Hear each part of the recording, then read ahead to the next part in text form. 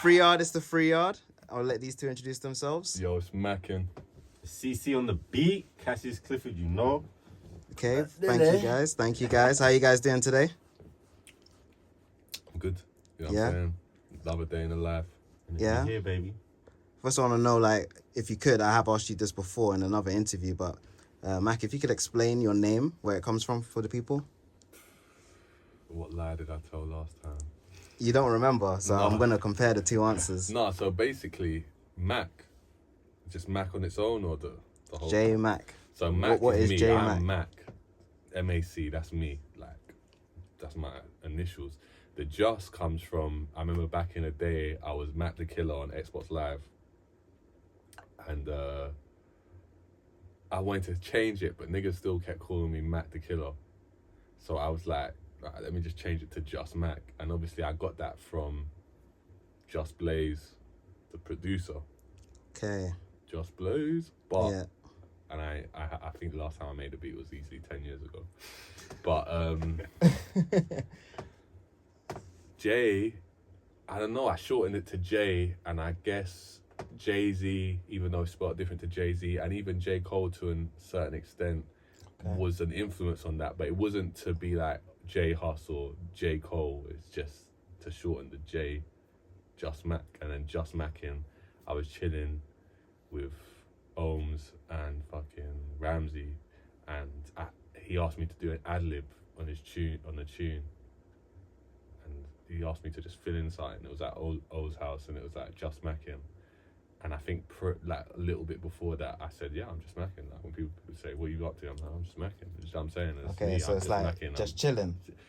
I'm doing me. I'm just macking. Like, whatever it is I'm doing is just macking. But yeah, it could be that. I mean, back then I was going out and moving to things all the time. So it was macking in that essence as well. Like, there's a lot of meanings to it. It's a bit of a long answer, but yeah, that's where it comes from. Okay. Because mine came through like the same thing. PlayStation. Yeah. Yeah, straight. Because my thing was all Cassius Clay. Oh, fucking hell. So that's where, because I always loved Muhammad Ali, so I was just like... I didn't even know that. That's mad. Yeah, so that's why I love hearing your story, because I was like, yeah. It literally just hit me as you were saying it, because I was thinking, where did my shit come from? Oh yeah, same thing. Yeah, I think the whole thing together, like I'd been Mac for a while, but putting it together, because obviously it was Mac the Killer before that. Yeah. But before, putting the whole thing together, I definitely care. I think there's probably bare people who have that story of like, because I guess I'm from the era where everyone had a tag. Everyone had a tag. Everyone had a street name or a tag or whatever, a nickname. And then Xbox was, you had Bieber, obviously MySpace and things like that. But in the early days of social media, you might have still put a number on what you're doing. You know what I'm saying? Like your email address might have been Jepeto 993, or do you get what I'm saying? Niggas would still do that. And I think if you was creative, you would probably flip it, and then over time. But I mean, this ain't even what this is about. But man would have names, and I'd be like, "What? How did you like?" My brother had an anagram. Mm-hmm. I was like, "How did you even think of this? What's wrong with you?" But anyway, I was never creative with names. I'll be honest with you. Even now, I don't feel like I'm that creative with names. Okay. No, but they're good names. I wouldn't have guessed they have such humble origins, you know. But no, that's good. Okay. People don't care about anagrams and my fucking brother having an anagram. Oh, anyway. Now you'll be surprised. I feel like fans, they love all that stuff, innit? You know, these little nuances and little intricacies that they see, and they go, "Oh my god!" It's like if you know, you know, and if you don't, you don't. you don't know. No, 100%. So you said that where you were from, you know, everyone would have tags, everyone would have a nickname. Where exactly are you from? Southeast London. South London, baby. Croydon. Yeah. It's kind of from London. Croydon is is it London? It's a London borough. That postcode. Yeah. If people know about the postcode thing, we really should be like S5. But because we don't have an S postcode in London, we have to have the CR7 thing. If you know, you know. If you know, you know. Okay, is that born and raised, both of you? Yeah. South London? Yeah. Yeah. Lived in different areas, but yeah, South London. Yeah. South London has a lot of stereotypes. You probably have heard of some. Do you think they're true? What do you think it's like growing up there? It's mad diverse. It's just very diverse. You got all sorts of different type of people. You got Cockney people. You got immigrants. You got posh people. You got black people. Then you go into splinter that. You got Caribbean, West African, East African. You know what I'm saying? South African. Then you got obviously Arabic people. You do have small pockets of that. North African. You got Moroccans and Algerians dotted around. Then you got a huge amount of Muslim people who follow Islam. So then you got the South Asians. You know what I'm saying? Your Arabic people, as I said. It's just mad diverse. And I remember. I'm just gonna stop. I don't even know why I'm saying this, but the first time I met someone who was Albanian, I didn't even know they were Albanian. I just thought they were Cockney because the way she sounded. She was Albanian. I was like, I had to ask my boy, what's Albanian? I didn't know, and that was when I went college in Catford. Mm-hmm. So even different parts of South, you got completely different. You know what I'm saying? Different people from different countries, and as a kid, you don't know nothing about this. Like even down to I'm mixed race, right? Growing up, I didn't know a single mixed race person who had a white dad. So I thought to be mixed race, you had to have a black dad and a white mum. So when I met people who had a black mum and a white dad, I was thrown off. I had no idea. That was year 7. So how? 12 to 11, 12 when I clocked that. So yeah, it's its own little, it's not even little bit, it's its own little culture, its own little subculture, civilization, you know what I'm saying? Yeah, man, South London. It used to be crazier though. It used to be way crazier. This is probably the best I've ever seen South. Do you think it's just because we're older? Because it's like, and so we don't see as much shit? Because I remember we would go to school, and then after school you're hearing this person might be coming down to the school, and this is happening, and these people, and that gang, and this school, and this and this. We'd be so... I feel that a lot of that still happens to this day. Yeah. I feel like South London hasn't completely changed, but boy, before this technology thing, what? It was peak. I feel like I've witnessed too much shit in Croydon alone, let alone Peckham, Lewisham. What? When you say shit, do you mean like dangerous stuff? Yeah, especially for males. It's like I feel like technology, the more different types of people coming into the city, I feel like there's probably more different communities really thriving in London now than before. I feel it was a lot more limited. Well, from what I can remember from like 90s and early 2000s compared to now, it's more of a free-for-all now than ever. Just I've seen way more South Americans now in South. I never saw that. Yeah, spread around as well. Yeah. Before it would just be like Elephant and maybe Stockwell. Polish weren't about, Romanians weren't about. There was even as many Albanians as there are now. There wasn't that as many before, but now it's bare of all these other cultures coming in numbers. But that's the thing. When I was a teenager, there was loads of Albanians, just not in Southwark. They were in the Lucian Borough or Bromley. I hear that. And now everything's... I mean, it just comes down to who's got more money, innit? It's like whatever immigrant group or ethnicity group, should I say, moves into an area that's more centralised because they got money. Obviously, this is Croydon, so people are pushed out to Croydon. It's probably one of the more affordable areas, allegedly, in London. So you're going to have tons of people maybe buying their first house. Councils move them there. Staying with family, whatever. Like when I moved, I've lived in Heath before, like Croydon area, and I was surprised. I mean, anyone who lives around it probably knew. I just didn't know because I'm not from around it. I was very surprised by the South Asian community that's in Fulton Heath. Like bare. And they run most of the businesses. Oh, for sure. Apart from the Jamaican restaurant, everything else. Yeah. Thanks. Okay, so lots of cultures, but you did say you've seen dangerous stuff. So the rumors are true that South London's dangerous. Oh shit, we went off. Sorry, go on. Yeah. All major capitals are dangerous, man. Because obviously you're in an but then there's certain areas though. But there are certain areas that are in these capital cities where it happens. Yeah, poorest areas. Yeah, where you got poor people, you're gonna have crime. Straight. Because poor people have to make the money somewhere, and they're not afforded the luxury of having generations of a structure built up to support them. Yeah, resources. Yeah. Yeah, they're just gonna have to go for it. Yeah. Yeah. Okay. And you also mentioned earlier, Mac, that last time you made a beat was 10 years ago.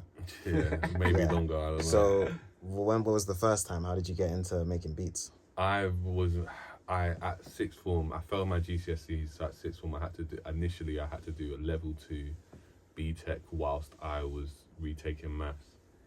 And that was a performing arts BTEC, and in that performing arts BTEC, it was acting, dancing, and music. And we had to record a song and make 2 beats for that portion of things, and then write about it in this portfolio. And then later on, I went to university. I did music industry management, and sound production was one of the modules in my degree. Okay. But I only did that in first year because I was like, I don't know why I didn't take it further. I think it clashed with something else I wanted to do. It wasn't that I wasn't interested. It clashed with something else that I wanted to do. You know, when you pick modules, Yeah. they'll be in certain time slots, and it's like that one directly clashed, or it was like you had to stay late. You know, it was like late on a Thursday, and that's the day I went out or some shit. I don't know. Like it was something like that. Thirsty Thursdays. It was £1 drinks. Like fuck it. Feel like you're balling out. So how many beats do you think you made? Under 10, for sure. Under 10. 7. Solid ones, yeah. 7 bangers just hidden away. Nah, definitely not. I'm in saying that. Sony Ericsson's, I forgot about this until the other day. Sony Ericsson phones back in the day, all phones did. They used to have like music, something like GarageBand. It wasn't GarageBand. I thought it might have been music GarageBand. maker, yeah. And I definitely made stuff on there, but the tools were very limited. Like, it's not. I weren't one of them kids who was making fucking grime beats that people could rap on my phone. That was not me. That's not my story. I'm not. I probably could, given the time. I feel like I can do anything given the time, but my MIDI keyboard is just collecting dust on my desk right now. Okay. Leave that to this guy. Yeah. For now. CC on the beat. How did you get into beat making? Through depression. Yeah. Yeah. Wow. Definitely helped me out of a rut. Definitely spiraling downhill. Yeah. I feel like for music, for me, it was like, I don't know, I feel like it helped revive my life. Yeah. It's like I've always loved music, but I'd never created any music when I was younger. I never thought I was going to be a musician when I was older. None of that came and found me. Yeah. I've been very appreciative of music ever since. That's why I feel like I give my life to music now. It's just like, it's rooted me in some purpose and some structure, which I always feel I need. Even though music's a wild space, or whatever, but I was in such a crazier space before then. No, I'm so thankful for the journey, I guess. Ah, that's it, man. So what actually compelled you to do it, though? What specifically was like, I should make beats, I should get into music? There were other things you could have done. What was it about? So true. I feel like in my lost, when I felt like I was at my lowest and I was lost, I was around a lot of positive musicians. And people you knew personally? Yeah, that I knew personally. I was around them. My head was all over the place, but just being around them and hearing their wants and needs, a lot of man was always around me saying, boy, I need an engineer, need an engineer. And then that's what triggered me to be like, oh shit, I'm gonna study sound engineering so that I can be useful. Yeah. Because I wanted to contribute in some way to the man, but I didn't know how. I didn't have anything to bring to the table. So I was looking online and I found a college in Clapham that literally just taught me one-on-one how to sound engineer. Yeah. And I ended up building the studio out of it whilst I was going to college once a week. And I was just learning every day, just committing my whole life to sound engineering. And then that's what led on to then learning about production and blah, blah, blah, blah, blah. And it just kind of took on a whole journey after that. Yeah, okay. So sound engineering came first, and then you started making beats after. Yeah. Okay, continue. Sick of hearing all these YouTube beats that people are like, hi, here's my YouTube beat, I'm gonna rap and da-da-da-da-da. And then once I started meeting other producers, but most of the producers that I meet, they don't engineer. They just make beats and then they go about their business. Yeah. So for me, it was like, oh, I reckon I could do that. Obviously, the first 20 to 50 beats, dead. Terrible. You just learn and learn, Yeah. and then eventually just start getting better. Okay. Just Until I met this one, and then everything sped up like crazy because no one makes more songs than Mac. No one. Period. No one. So it then forced me, as someone who's learning about beat making, like, oh shit, I can't just make one beat and be happy about that. I've got to be churning them out. Yeah. And a lot of them were dead, so it's just like I had to keep hold of the good ones, kind of discard the dead ones, and then just keep. That's going. debatable though, because I've heard him play stuff. He's played me stuff before that he thinks is dead that isn't dead. Like, There's ones worse than those though. They're the ones I'd never play you because I'm like, no, these are dead. These are nailing the coffin. Okay. So, is that advice you'd give then for someone who's starting, like, just make as many beats as possible? Like, is that what you think has helped you get so good, or what would your advice be? I feel like with all creative art forms, it's the art of repetition, as they say. Okay. It's doing things over and over again. Putting your 10,000 hours in. Yeah, exactly that. fully. And It used to be 1,000. It's gone up. It's The gone up. price of skill's gone gone up. yeah. It probably. I bet. Let's say it'll probably change to like 50,000 hours. 100,000. Because now we've got the internet. It's Yeah, like we've got what's- AI. It's like you got to be work even harder now. Yeah. Big facts. Literally. Big facts. But yeah, repeating that cycle of allowing inspiration to come to you, to focusing on a certain style or a certain concept, and then building off that. And then when it's done, you do the same shit again. And when that's done, you do the same shit again, Okay, so and enjoying it every Yeah. time. It's not easy, but it's worth it though, for sure. how many beats do you think you've made? I'll ask you now. Shit, over 500-600. Ooh. I reckon you're probably in the thousands. You reckon? If you class even the unfinished ones, then yeah, for sure. And then how many, you guys obviously work together a lot, how many songs you think you've made together? 250, 300. Oof. Something like that, I'd say. Something like that. That's incredible. Putting that work. Yeah. It's always been. It's never, to be fair, funny enough though, it's never been in a period of like some people. I would say some people got the luxury of working themselves in a position where they can go studio every day, and it's never been like that. So that's always based on like seeing each other maybe twice a week, once a week as time's gone on. Mm-hmm. Do you know what I'm saying? And then with breaks in the middle, for whatever reason life has thrown our way. But yeah, a lot of tunes. Wow. So, Mac, when did you first start? What got you into music? I think the first, life happens and you recall certain things. The first time I think I realised I wanted to make music was when I was a baby, to be honest with you. Okay. They talk about them kids who are always singing in front of their Yeah, family, yeah, always yeah, rapping yeah. in front of their family. That was me. Mm-hmm. Like, I was always doing that shit. Yeah. And I couldn't sing.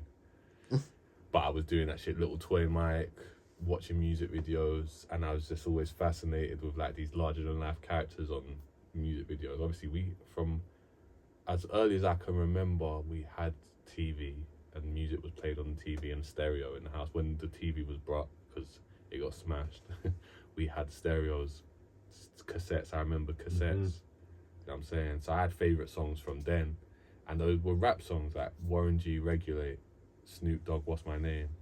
Yeah. So, you know what I'm saying? Those were my songs as a baby.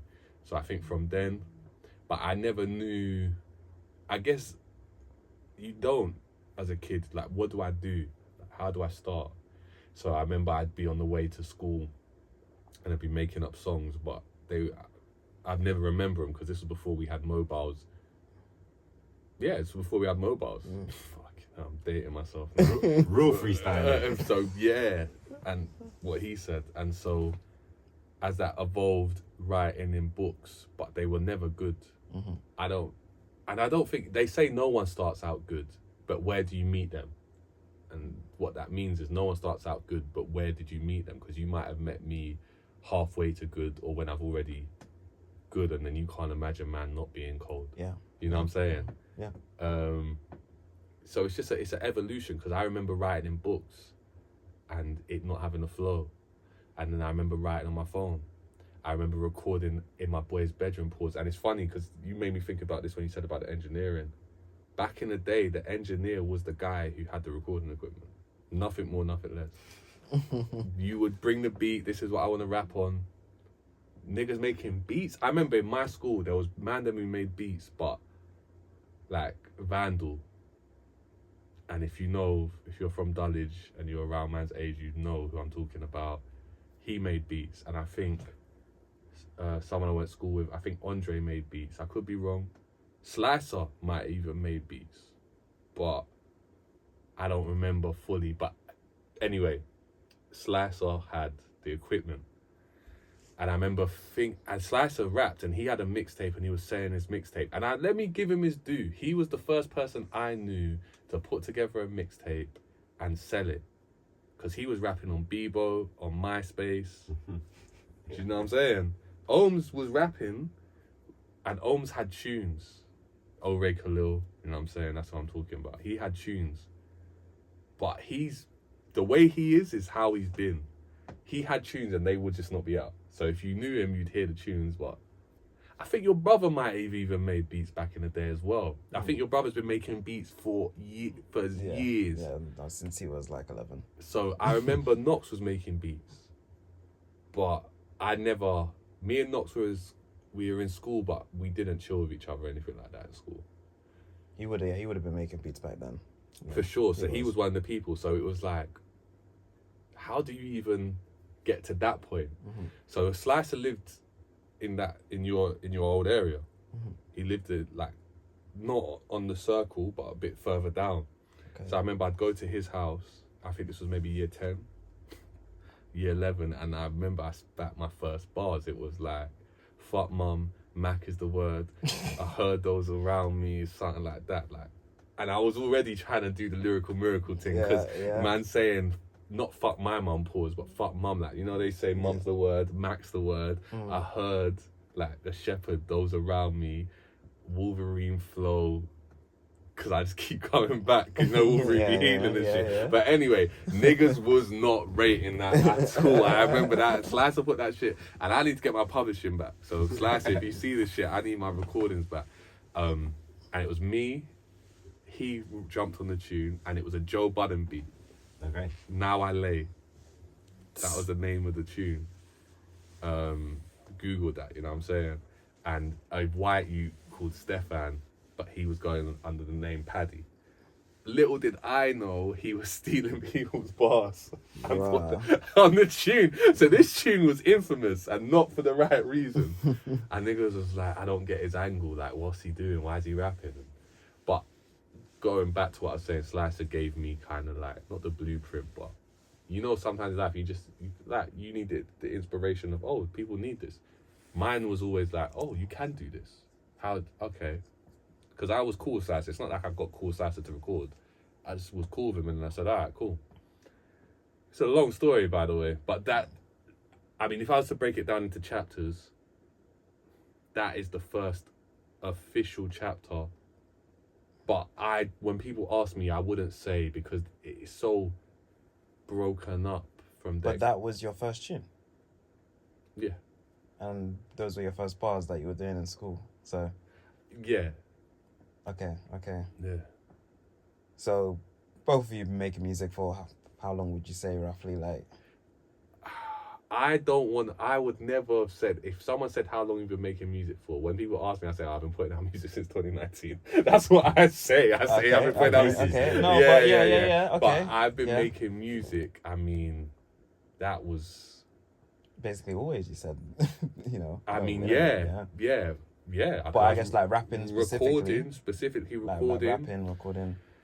Woo, that's probably, we're closing on 20 years. Okay. We're closing in on 20 years, to be honest with you. Put that work in.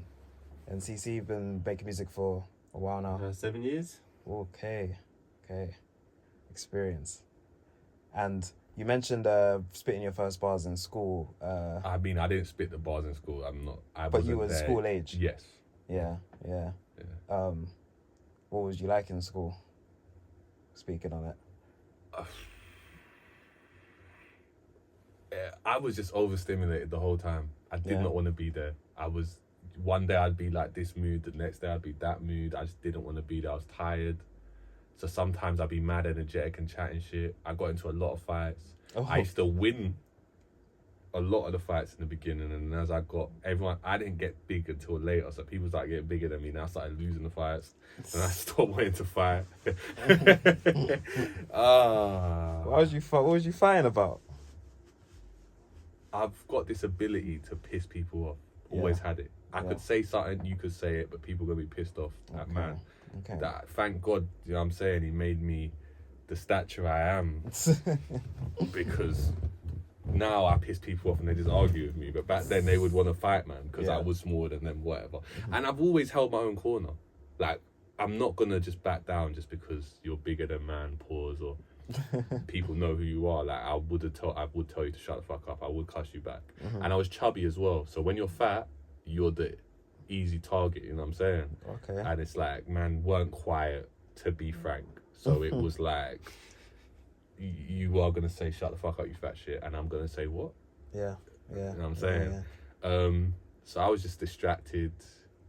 I liked things, I liked girls, but I didn't know how to get girls initially. And people were like, Roz, like, this is what I'm saying. Like, it's interesting because anyone who knows me now, I will humbly and happily tell them what I was like as a kid, but no one would believe it. People would see me and think that, oh, this is a guy who's always been popular or funny or strong or got things or good at music. Yeah. My journey isn't like that. My journey, I'll be honest, and it's interesting when people meet me now versus... Well, of course, they're seeing, big, hench, light-skinned guy. They're going to assume this guy's had it easy. This guy's I've had to always claw and been scratch getting so much, I've had to automatic. claw and scratch for everything I've got. And so when people meet me, they don't understand that often, that everything has been hard fought. So I just make it look easy. Yeah, you make it look easy. I just make it look easy. Come on. You know what I'm saying? Because macking ain't easy, boy, but this rap shit, I'm playing. But yeah. But all in all, like school. No, I didn't like school. Hated school. Fair enough. Couldn't wait Fair for enough. it to be done. Clock watching. I just wanted to go home. I'm neurodivergent. I'm dyspraxic with ADHD. Okay. Overwhelmed. Yeah, school. Too much noise. School wouldn't, yeah. Yeah, I just wanted to go home, play with my fucking Xbox, PlayStation, Game Boy, watch wrestling. And I had LimeWire and YouTube from year 6 or year 7. So I wanted to be on the internet. And the school computers, you went to the same school as man, years later, they had that shit blocked. Yeah. When I was at school though, them computers got fucked up. They had to remember there was shells, they had the shells in the library, like the processor was in the shell and that. Them shells were hollowed out. They take all the stuff out because of how badly fucked up equipment. Keyboards didn't have keys on them. Chairs were ripped up. It was fucked. The school's completely different now, I've heard. But when I went to that school was fucked up. So me and Mac went to the same school, but he at different times. But I went to the same school afterwards. That's in South London too. And I was gonna say, okay, so you didn't like school, and you said obviously you have ADHD and Dyspraxia. So what does that actually mean? I mean, without getting it to too much depth, you know what I'm saying? Because we here to promote an album, nigga. Know what I'm saying? Yeah. Everyone's brain develops differently, of course, but when you're neurotypical, your brain will pick a dominant side. When you have dyspraxia, your brain doesn't pick a dominant side. So, for example, you could be right-handed, left-footed. You don't pick a preference, which creates a difficulty because what is actually happening is rather than picking a lane, for example, it has its strengths, has its weaknesses, but instead of picking a lane, what you're actually doing is your brain is trying to focus on everything at once, which leaves you exhausted. So, and then the ADHD is a neurodivergence because, again, it's a divergence from the typical path of a brain takes, the way a brain works. So it affects stuff like coordination, speech, writing, hand-eye coordination, and then ADHD. There's like 6-7 different types of ADHD. Wow. Okay. But I mean, people who know dyspraxia is, they'll be surprised when I say I have it because obviously I do play sports. I'm in shape. You know what I'm saying, like, it's just you got to work harder. Okay. And It's more physical thing. It's your brain. It's processing. It's how your brain. It's not the speed at which, because in fact your brain is usually doing more. So your body is usually doing more than the average person. Okay. But you can't turn it off. Okay. So that's a rough kind of summary. Okay. Yeah. Okay. CC, coming to you. This nigga got ADHD you like school? too. If you don't know. School? Nah, school was boring. Yeah, like school's boring. boring. Yeah, what was you like in school? Just blended in. Yeah. That's just why I didn't really want to stand out too much. No. Kind of held back from a lot of things. I made sure I always got B's. Yeah. Because I always felt like I was smart enough to know that if you get B's, people leave you alone.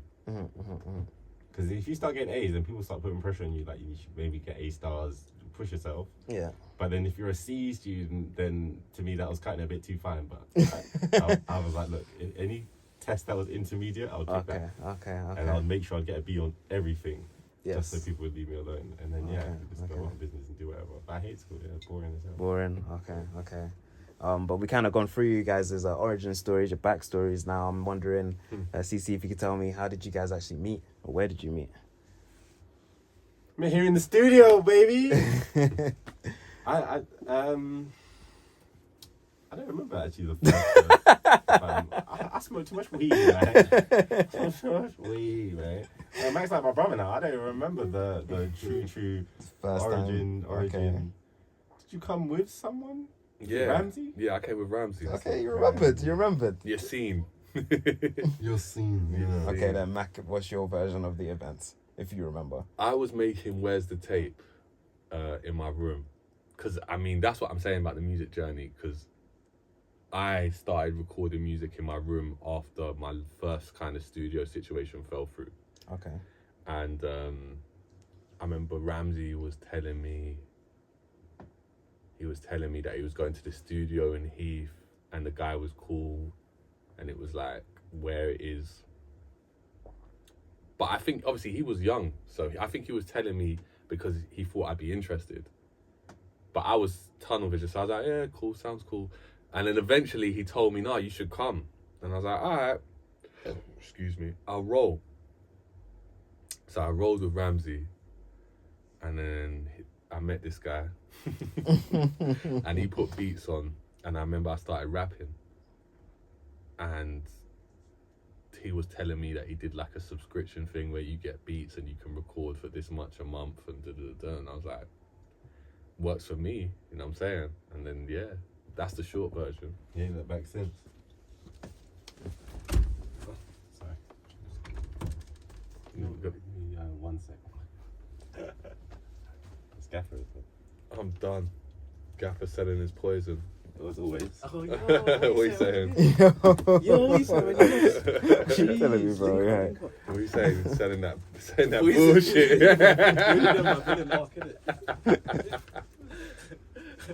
We do it live. You can't just stop me. I've watched The Matrix like 5 times now, innit? Why with this guy? This guy's got ADHD. You want a cameo in the interview? I don't mind, like, I just came to drop the thing to be honest. This is your This is cameo. not drugs. He's not selling drugs. Yeah, I'm not, this is none of that. He's dropping off some water. Yeah, water. Don't forget to drink water, kids. Oh, yeah. But That's so jokes. We do it live. We do it live. that is actually jokes. As not, that is the last thing I expected, was for it to be Gaffer. That's jokes. Yeah, if anything, yeah, you lot shout me, innit? Yeah, so Yeah, of course, man. Oh man, and thing, when this comes Quick out, message for the people. Thing, it's macking. You know what I'm saying? You know what I'm saying? Sorry. And I didn't get paid to say that. hurry up and send me your logo. Oh yeah. Oh, I'm gonna yeah. do that now, fam. Oh yeah. Yeah, all the logos. Yeah, They put that all up. man. You lot take care, man. Love, Take care, love, bro. love. We do it live. That is jokes. I'll cut around that. That's jokes though. That is funny that happened. That's so joke. That's the last thing I expected. I did not expect that to happen. That is jokes. I totally forgot. I missed that guy hours ago. I didn't think you were I think I messaged him days ago. So I don't even know. That's Gaffer. Who's that? A young street ruffian that I took under my wing one day. Local South London MC, very creative. Definitely has ADHD too, Oh, yeah. for sure. Told me, he just said he watched Matrix 5 times. Like, what? Recently. And you know it's true. Yeah, he's not capping. Yeah. He's not I capping. believe that. I've heard you. I don't know where we was for being so rudely interrupted. Last thing I remember is school. No, you were no. you were I talking gave about him how a you rap guys and he had beats, and then that's Oh, how we you're linked up. seeing Yeah, how you guys that's how met. we linked up. And then I think the next time I came in was probably 2 weeks later, and we made Midnight Skank Part 1. That was the first song we ever made together. So- Doom, doom, doom, doom, doom. The first song you ever made together was Midnight Skank Part 1. Skank. What was making that like? If you can recall. He thought it was an R&B beat. So automatically, and this is something that maybe we'll cover a different time. Throughout my life, when people have told me I can't do something, that's my cue to go. I was like, yeah, all right, I'm gonna show you this ghetto love song, and that's what I made. You know what I'm saying? And he chopped up the beat and made it even better. But I remember saying, we need to put this song out. This song is tense. I think Ramsey was here. I think Jordan was here, and maybe someone else was here. Maybe T. Maybe T. Because back then, like I would always roll with people to studio, because that was what I was accustomed to. Like you just bring bare man, and I think over time, maybe I just got so angry at the world and tunnel vision that less and less people started coming studio. Okay. But yeah, But how many people were there that time when you made the song? including us, probably like 6, Wow. 5. Okay. Yeah, Well, like there would always, all these seats would always be, you would have to bring in extra seat. No, someone would be sitting there. Yeah. Like, see that chair there? okay. So to confirm, you guys met in this studio. Yeah. Okay, and this is CC Studio. You mentioned before creating it. What was that like?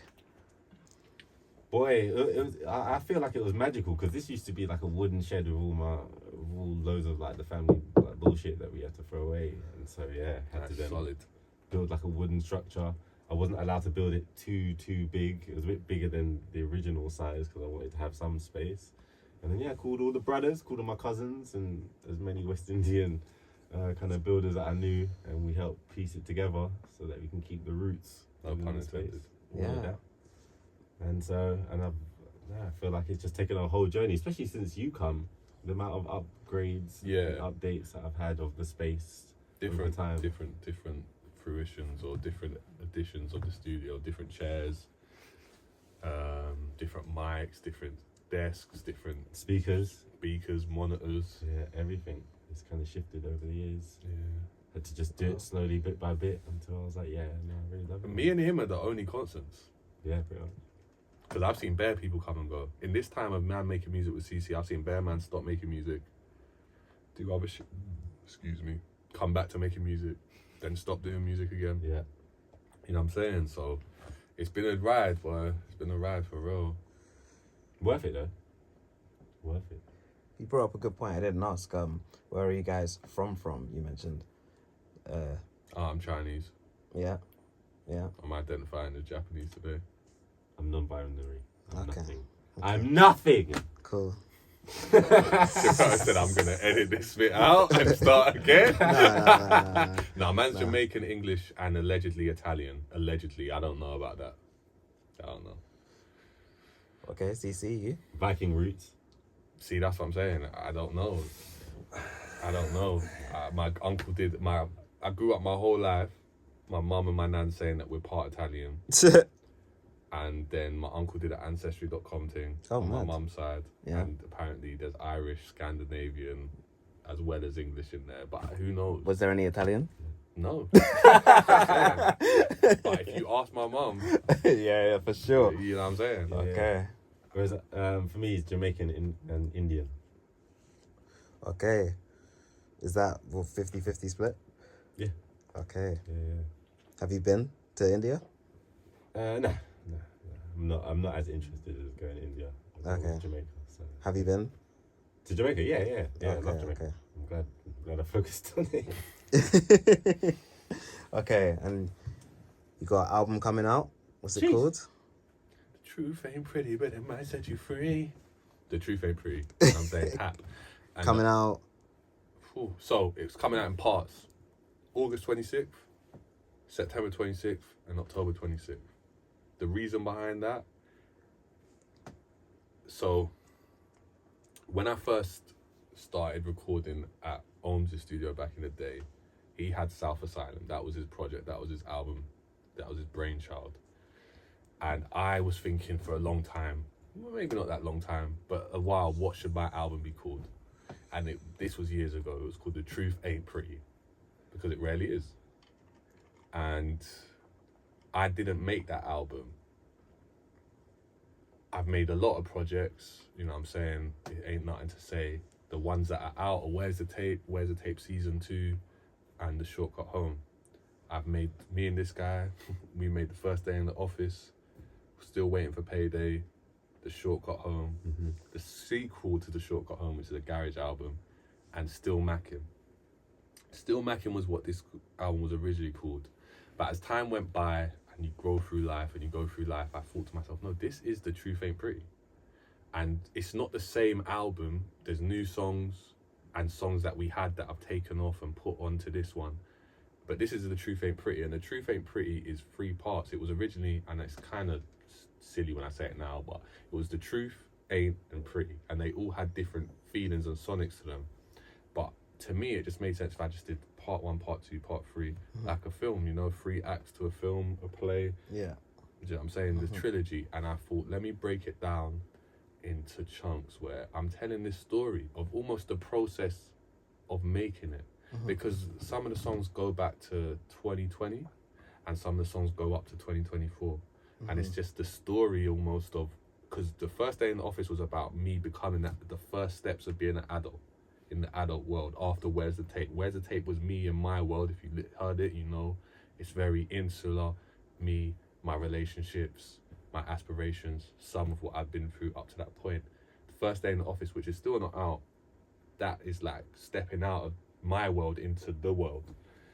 And sonically, it was very different. It was very old school hip hop, boom bap. And then The First Day in the Office, let's go up to where it is now.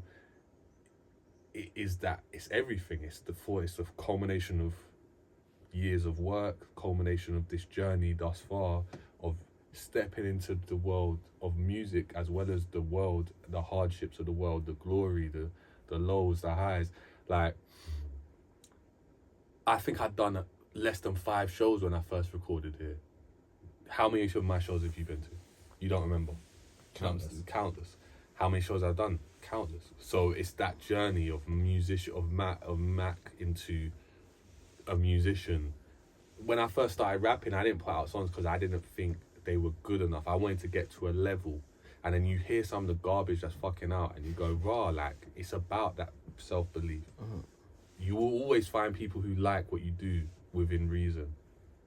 The better you are at conveying who you are and the message and the music sounds good, you're gonna get more people because you're yourself. When you're yourself, you attract who's attracted to you, or do you know what I'm saying? So that is The Truth Ain't Pretty. The Truth Ain't Pretty is the truth thus far. Like, it ain't pretty, but boy, it might set you free, and you gotta live your truth. And that's what The Truth Ain't Pretty is about. So it's 3 parts coming out this summer into winter. And yeah, it's a journey, definitely sonically a journey. I mean, that's of what it is. Obviously, CC was there with me every step of the way. So his idea, or his, like, the inspiration behind the beats is going to be completely different, but than the inspiration behind the writing, the performance, and what I want to convey. Because even that, sometimes that's something in post-production that we have to discuss, is like, he might have a sick idea to take the beat in a different direction, but it might not be the direction that I wanted it to be in. So then it's that communication, that compromise, you know what I'm saying, on what is the direction. And because of the way we work sometimes, there was times we would work and we would not say a word to each other. I think we were both just going through bullshit at the time and just high as fuck making music. And so it's therapy. Yeah.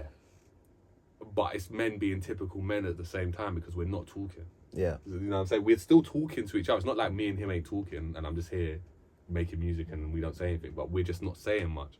So there's bare times where we haven't actually, even now, there'll be bare times where, and this is why I said this guy used to be able to, I say it less, I'm not saying you don't know how to read my mind now, pause, but I used to say this guy can read my mind, because he'd make decisions based on what I was doing. Yeah. And on this album, I can't say there's been bare times where I've plotted a direction or he's plotted a direction. And maybe that's something we can do in the future, but like, this is what I thought. But we've done it and we've landed it consecutively as well. Like, not on a lucky thing. Like, we've consecutively made bangers. Yeah. Like, on a loop. So, I mean, yeah, the truth ain't pretty. It means everything to me, to be honest. Because it's the culmination of my life's work thus far, you know what I'm saying? Mm-hmm. To pretend that it doesn't or it isn't that would discount what it is. And although I could say some parts of this journey are a blur, if I took the time and was asked questions like how you're asking me questions now, I can remember a lot of it. When I hear certain tunes, I don't remember at first, but if I listen to it long enough, I could probably remember the session or the time period, or, you know what I'm saying? Because it's thousands of hours, like we said before, you know what I'm saying? Yeah. So that's what the truth ain't pretty is to me. It's a long answer, but yeah. Nah, that's You're really gonna have good. to It's clip amazing. this might have to be clipped up. I don't know if the full thing can 100%, come of up, course. like, because, yeah. No, that's really good. Okay. And like you said, you guys have put in, you know, a lot of work into this, a lot of time. You guys obviously have been making music together a long time. Yeah. So I think, you know, when you're making the music, no matter your methods, obviously, the way that you guys can put it together, you know, CC, how would you describe your beat making style typically, or the kind of beats that you make? It all depends on what mood I'm in. Yeah. I've always stayed quite a multi-genre producer, so it pretty much depends on the day that you catch me in, or what aspect of my craft that I'm trying to work on. Mm-hmm. And certain genres, you know, bring out certain challenges that it's just like, okay, cool, I'm going to focus purely on, say, as an example, drum and bass, because it forces me to create more of my own sounds and work on bass lines. And then when it comes to, say, hip-hop and R&B, it's more like, okay, I've got to really lock on melodies. Yeah. Melodies. Because then the more I can lock in on that, working with a rapper like J Mac, it's like, okay, cool, I've got this foundation. Where you want to take it? And that ain't a rapper like me.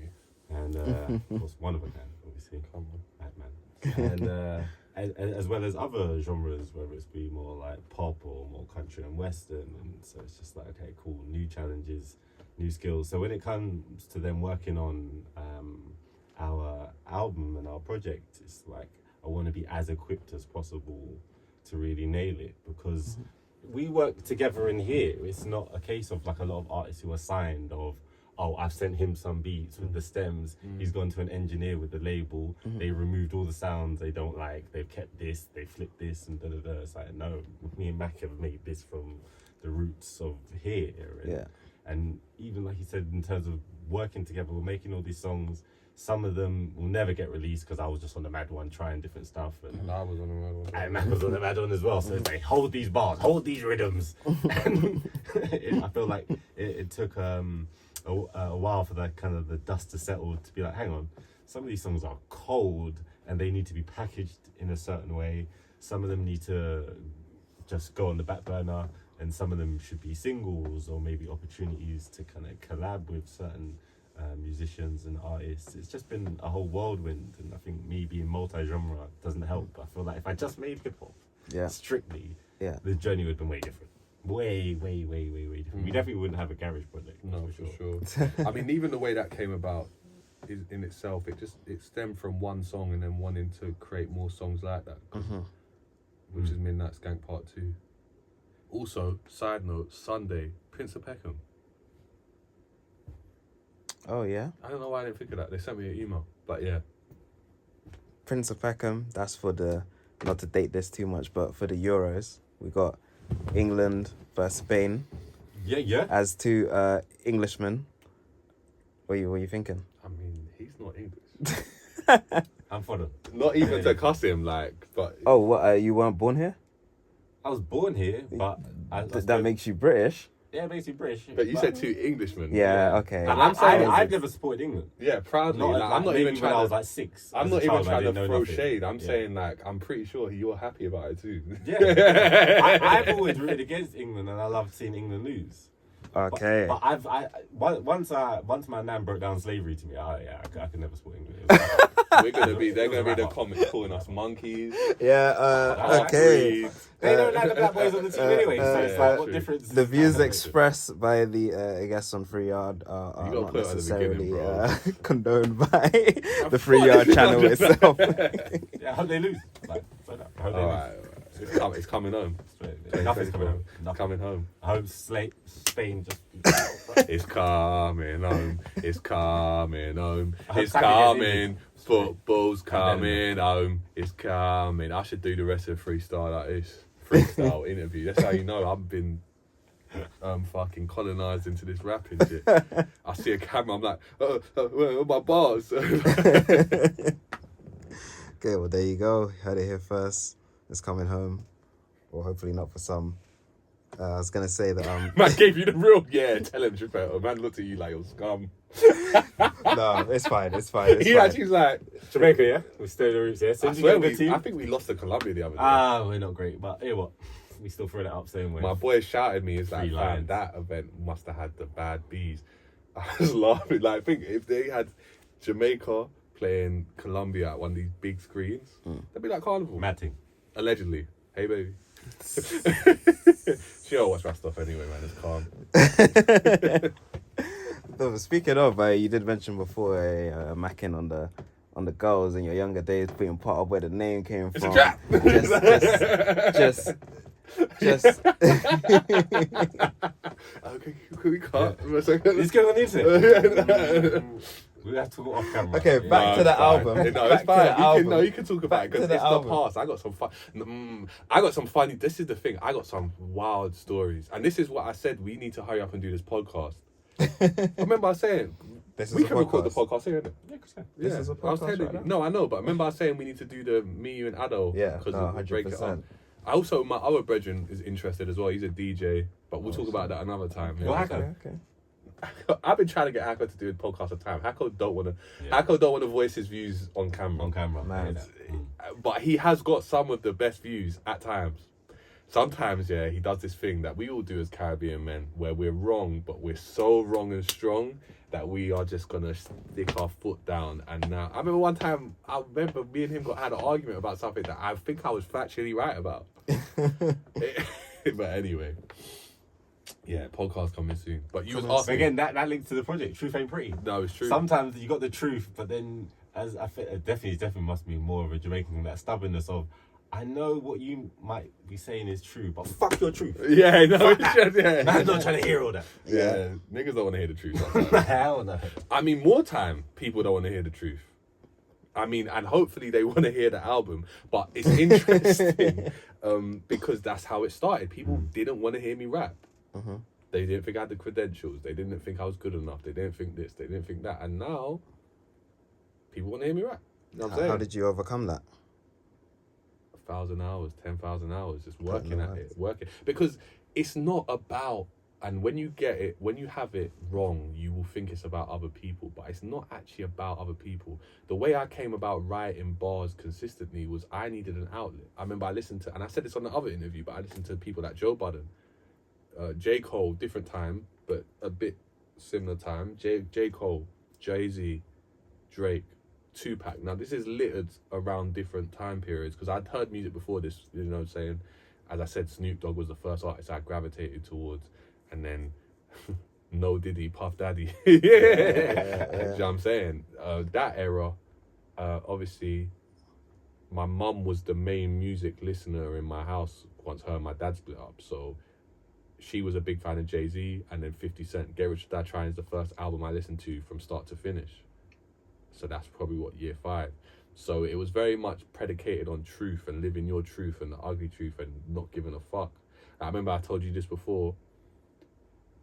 There were neeks when I was growing up, but everyone had to have, unless you was obviously middle class, then it didn't matter. You was middle class, but everyone had to be a tough guy, a G, an element of being bad, because otherwise you were a victim. And no one wanted to be a victim. And whereas now, people don't care about being victims. Because you can't be, it's almost, it's almost difficult to be a victim now. In the sense of who's going to victimize you? Because people don't do that as much. Obviously, you might get on the internet and stuff, but I don't know what it's like in school now. But I truly believe that now people live their truth a lot more, whatever it looks like. Whereas before, like even we were talking about this before, anime. It wasn't wavy to watch anime. Man, them did it, but it wasn't like this big thing. And then you spoke to someone like, wait, you watch Naruto? So I don't, because everyone liked Dragon Ball Z, but after Dragon Ball Z, there was a void. One Piece came on, but it was a dub. It was weird. Most of the cartoons, apart from Dragon Ball Z, were centered around kids. Samurai Jack is not an anime; it's a cartoon, so it's different. Then you had stuff like Cowboy Bebop, when, do you know what I'm saying? That was after hours, like late night. So if you, like me, I wasn't allowed to watch TV after a certain time when I was growing up. So I weren't watching that. But my point is you liked what you liked, but you almost liked it behind closed doors because you wanted to keep this perception. Yeah. Whereas now people don't give a damn. People gonna be people. So going into this modern era, it's best to just live your truth because you're gonna attract the most like-minded people unless you're into some fucked up shit, and then you better keep that shit to yourself. Truth ain't free. But might set you free. But no, listening party, 13th of September. Cop your ticket soon. Jeez. But yeah, no. It's just overcoming that. You rap, it was therapy for me, wanting to be heard. When I listen to these rappers, remember I mentioned, sorry, the ADHD is going crazy now. When I listen to these rappers, J. Cole, Jay-Z, Drake, at different states, they all kind of showed me, Joe Budden, they all showed me different elements of living your truth. And it became therapy to me. So when I was making tunes, I had brethren who wanted to make hits. That was their first idea. I didn't give a fuck about making no hits. I liked the hits, but I didn't care about that. I wanted to make tunes that resonated with people the same way these tunes had resonated with me. And that's how you meet other musicians and realize, oh, there's different ways to do that. Like selling records. You're, to an extent, in theory, because obviously we know labels do a lot of stuff to push the numbers and stuff, but at basics, you're creating a song that resonates with enough people to make them want to listen to it continuously and purchase, stream, or whatever the way they listen to the song, bootleg the song. They want to hear that song so much that they're going to do something, pay, download, stream, to listen to that song. So somewhere it resonates. Then it's a relation. How do you relate to it? Maybe you don't relate to it and it's escapism. And so there's so many different jumping on points for music and how we listen to music and perceive music, that for me it was about the relatability. And obviously I liked music that did other things that I couldn't necessarily relate to, but even then you relate to the emotion. You might not ever rob the bank and this song's about robbing a bank, but you relate to the want to rob a bank, or feel the need to rob a bank, or, well, you know what I'm saying, the desperation, the anger, the tension, the grind, whatever it is. And then, so that was the appeal to me. And then over time, you work on it and you realize, okay, I might need to learn how to make hooks. I might need to, and you know what I'm saying? It's just that putting in those hours of just writing and then practicing and writing and practicing and recording. Because to me, I think I've even said this to you and Adele before, like, and I'm saying a lot again, but to me, the foundation of making a song is, and these two are interchangeable, it just depends on your process. Write the bars or the lyrics, find the beat. Those are your first two steps. Those are interchangeable, to be honest with you. Some people write better to a beat. Some people write their best stuff without a beat and find a beat that fits it. Then worry about recording it. So just find where you're going to record it. Are you getting equipment? Are you going to find an engineer? These days you've got Pirate Studio. So do you have the stuff? All right, just plug in and go. You record the song. Then you worry about how you're putting out the song. But even then, let's say you do these first steps. You find the beat, you write the song, you record the song. You got to get the song mixed. Cool. But some people don't. There's presets online. You could slap a preset on it. Which I'm saying, good to go. Then, you worried about putting it out? No. Some people want to build more songs, build a catalogue first. So then you just go through that. And sometimes we overthink it. I definitely did initially.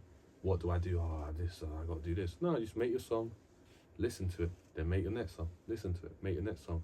If you've got 5, 6 songs, you put it out.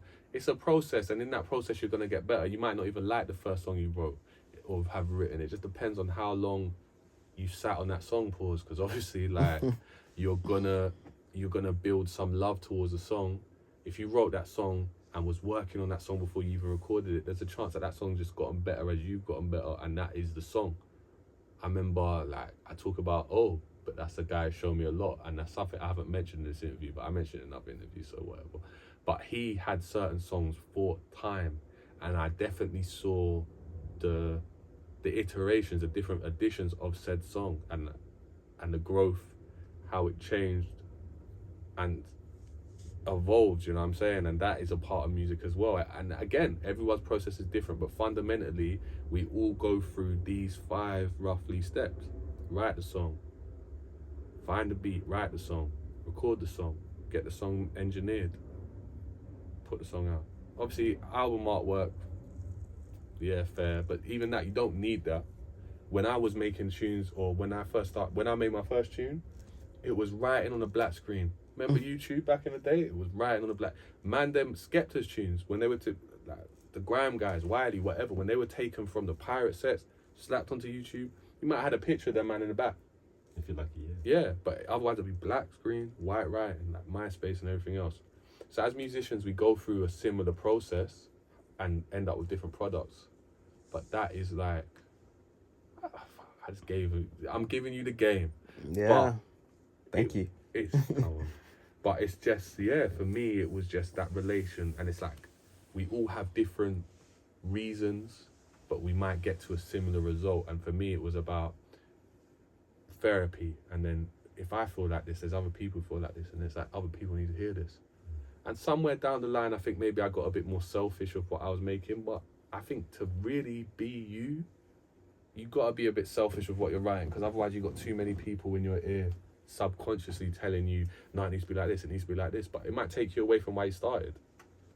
And that's the truth ain't pretty as well, because that definitely happened to me, where I was like, I need to be this, I need to do that, I need to do this, and the truth ain't pretty ultimately brings it back with everything I've learned up to this point. Is it the most lyrical miracle thing I ever made? Maybe not. You be the judge.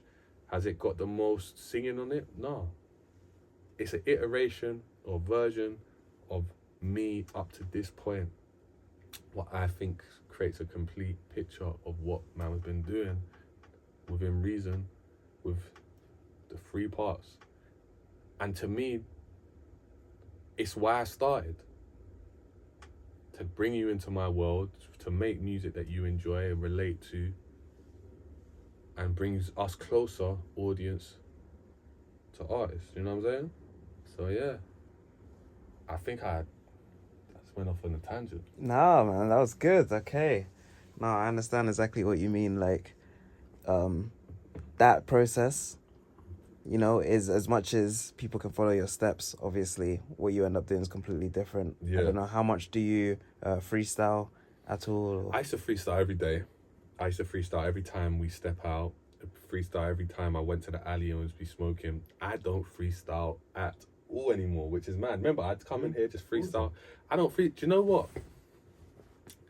I think maybe I just got a bit too big for my boots, but I stopped caring. Remember, I would freestyle for fun, but I'd also freestyle to kind of find the flow or pocket and stuff like that. And I just stopped. I guess I stopped needing to do it. And then as I said earlier, like, I don't even know if we caught that on camera, but I used to come in with bare man all the time. No, this thing's been rolling the whole time, so yeah, of course, that's funny. I forgot it was even rolling. But I used to come in with bare different man. Pause if applicable. And put a couple things here too, you know what I'm saying? You know who you are.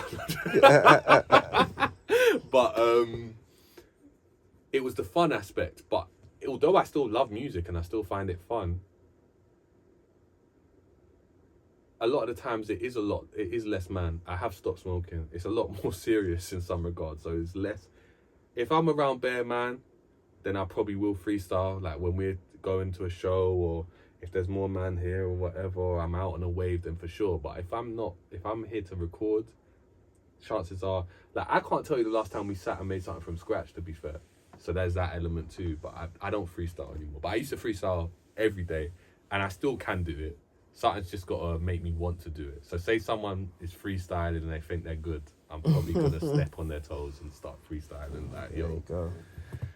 or if we're just having fun or whatever, or a beat's playing that I like or whatever. But yeah, so I used to freestyle every day. I used to write every day, and I think there was an anxiety behind that as well. It's like I didn't want to lose it. Once I got it, I didn't want to lose it because I spent this so long or spent this amount of time trying to get to where I was ability-wise that I thought if I stopped writing, I would lose it. And that's that obsessive nature of being a neurodivergent person. It's interesting, but I write when the moment takes me now. You know what I mean? Just different now. I think that is true though. I think that's a everyone thing in terms of if you write songs and you stop, you will lose skill. I think it is true. I've written a song in so long, I low-key forgot I have to freestyle. I'm at that point where it's like, I'm just gonna freestyle because exactly what you said. I do think, you do just gotta keep at it. I think, take a big enough break. That being said, you probably can get to a point where you're just so good that, you're just always gonna be able to do it on a whim, I definitely think the songs that I put out more recently, in some regards, could be considered by people better songs. You know what I'm saying? And I definitely write less now than when I made Where's the Tape, which is my first project. So I don't know. I think everyone's different. For me, I think when you don't write every day, you collect, let's say, energy on a Goku thing. It's like a spirit bomb. The more energy, the bigger the bomb is. Do you know what I'm saying? The bit more damage you do. Okay, so you're gaining like experience that you'll be able to write about. You're hearing. Whereas when I was writing every day, you can run out of things to say. Let's say that's true. There's pros and cons. You know what I'm saying? Like, true. Say there's a situation that you go through and you write about it at the beginning, the middle, and the end. You got your different perspectives. If you write about it at the end, you can think about and put yourself in the shoes that you were in at the beginning, but it's not going to be as... It's authentic because it's you, but it's not going to be as raw. Like, I got bars on Hit This Phone from 2016, 2017. And when I look at the perspective that I was rapping from then versus now, it's completely different. As it would be. You would hope after 8 years, it would be different. You know what I'm saying? Mm-hmm. And that's what I think... the benefit of me writing so much is that I have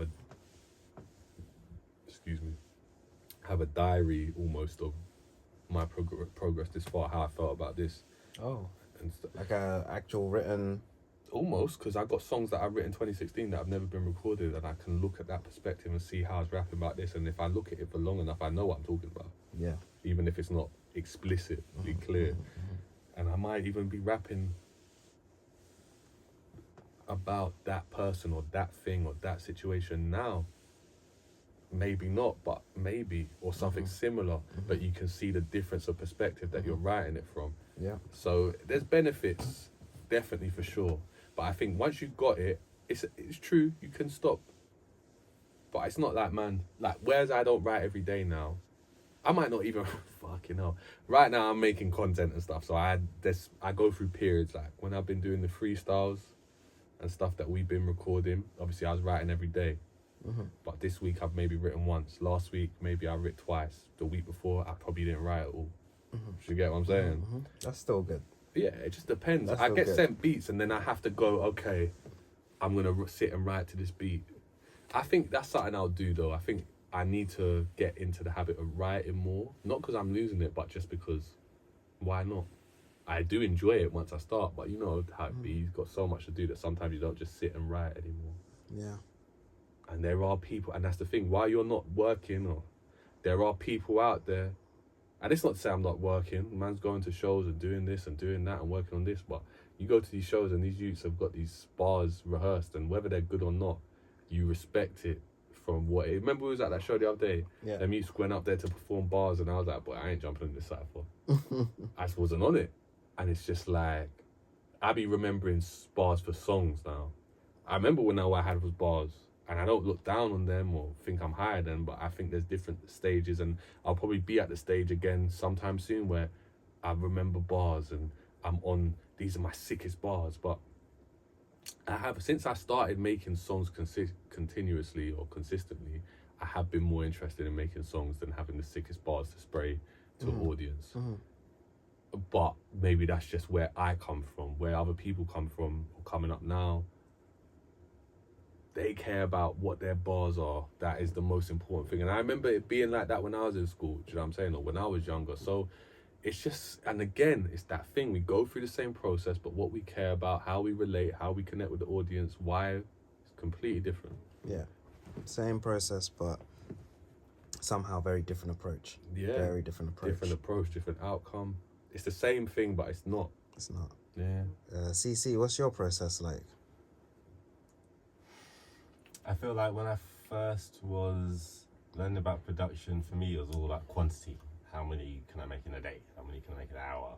Just spamming rhythms at one point. And I then started really, I guess, collaborating with other producers to be like, oh, you only make one beat a month or a week. And then I'd hear it and it's tough, cold. And then I'd come back to the studio, listen to, say, 15 beats I made in a day, and only one of them's good, like really good, and the rest of them, just BDU. And it was just like, well, why am I busting my ass? Maybe I should kind of spend less time just trying to churn out and have more breathing room where I can listen to other music, experience a bit more of life. So then when I do come in, and I felt that helped. But you do have to have that balance sometimes of like, no, I need to make a stack. Lock in, live life, and Take it a can't. break, It almost can't be regimented. It just has to be intentional. You can't necessarily. I mean, I got people who said I was mad for writing every day. I got a brethren who says after all this time you can't just go studio once a week and think and always come up with a tune. He was wrong. I can always come up with a tune, and it will be of a standard. But that's because of. It's got to be intentional, right? You got to be on the mic to record. You got to be at the laptop, the MPC, to make the beat. You can't make the beat twiddling your thumbs. You know what I'm saying?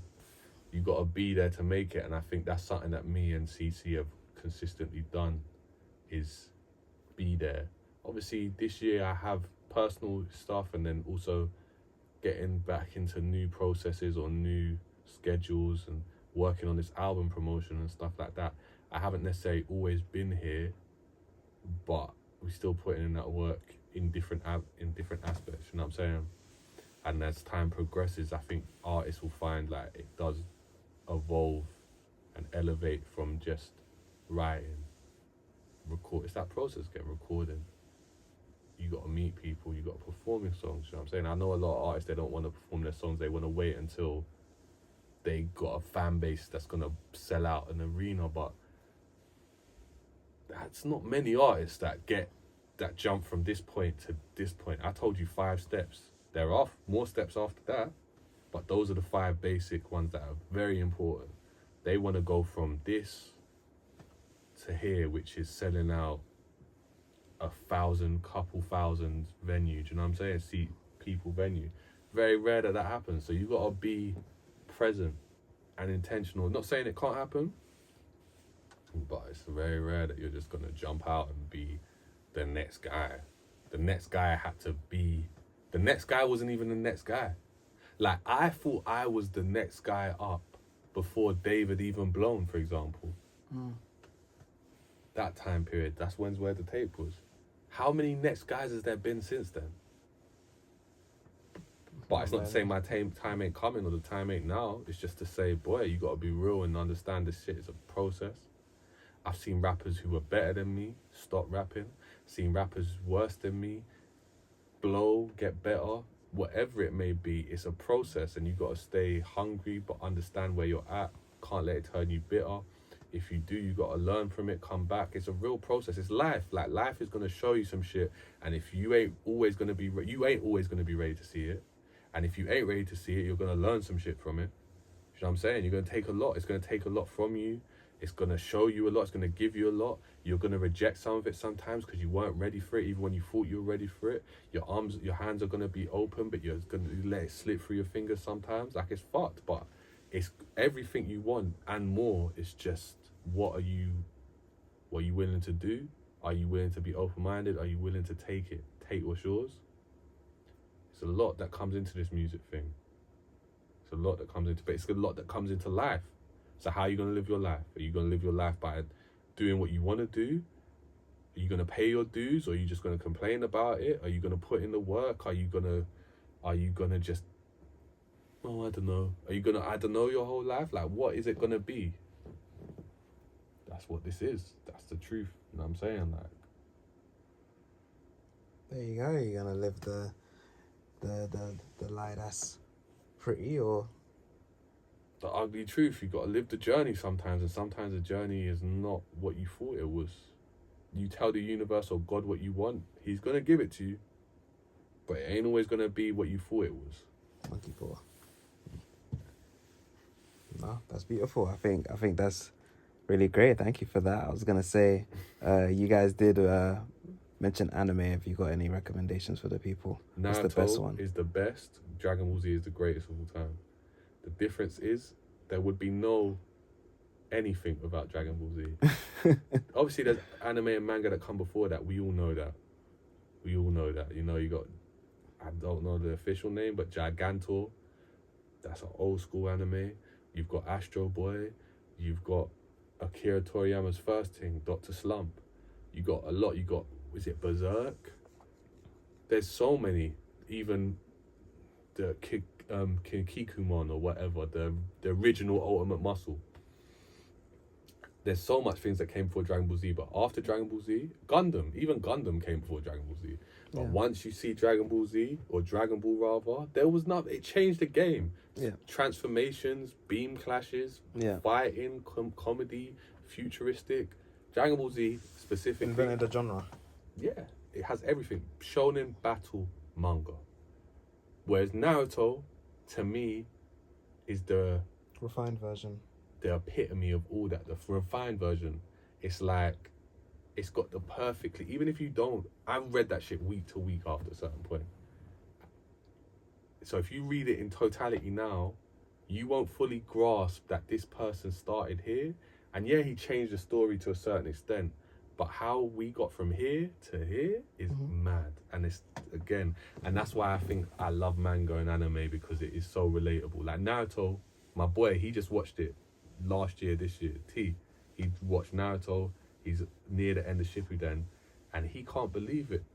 He said this shit is tens, and it is. Do you know why? Because it's the ends. Naruto is the ends.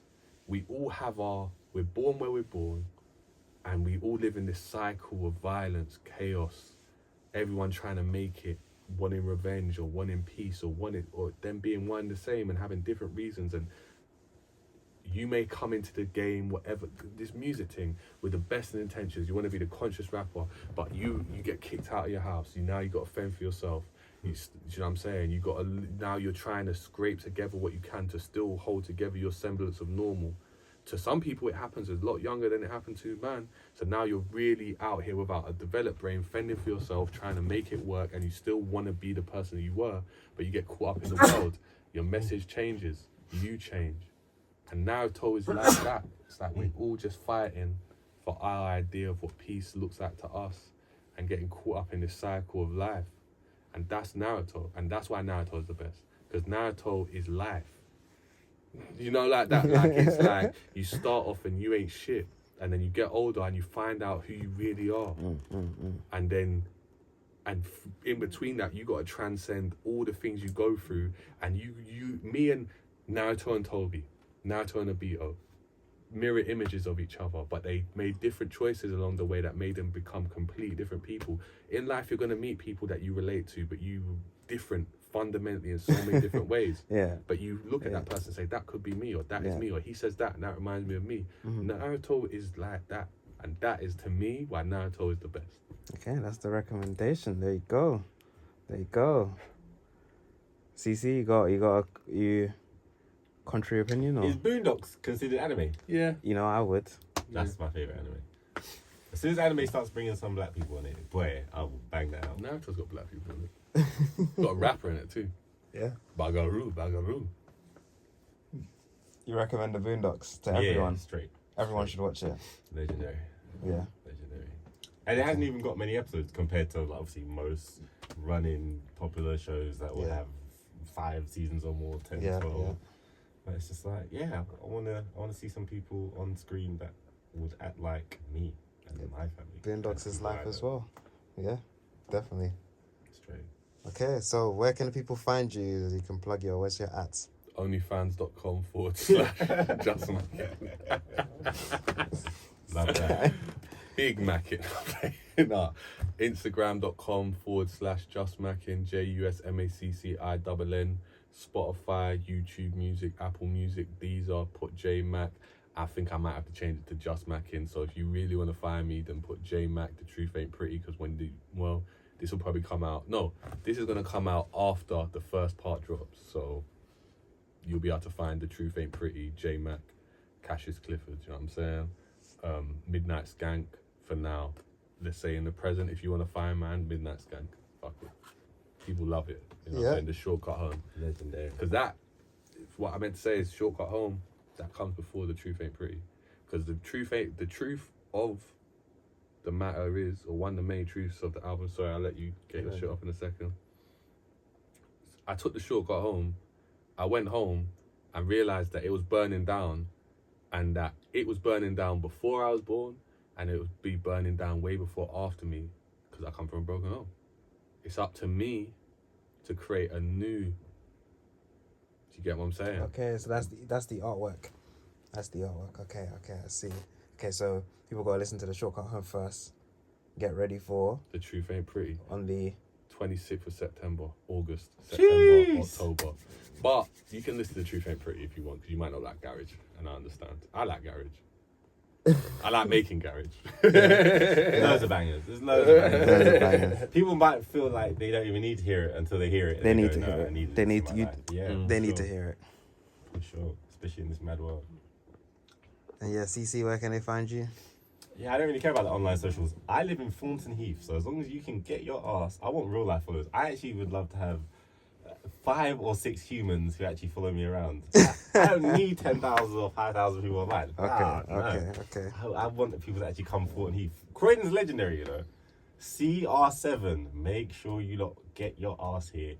It will eventually be one of the, I reckon, musical hubs. The way Atlanta was in America. Mm-hmm. When I was growing up, no one mentioned Atlanta. If they did, it was literally like for like specific people. But now it is huge. It's like the mecca of hip hop within the modern world. And I think Thornton Heath and Croydon in particular is going to be next up within like Nice, the Europe man. side. So Yeah. go give a shout That's out. it. Man. Okay. You're People there. know where to find you. People know where to come. You're gonna show off the jumper. Let them see it clear. CC on the beat. Come on. Make rhythms, baby, every there day. you go. Come through to the studio. Okay. Right. Thank you guys so much. This was an amazing interview. This was great. I really appreciate that. Everyone, Truth Ain't Pretty. Get ready for that. Merch coming soon. There you go. Thank you.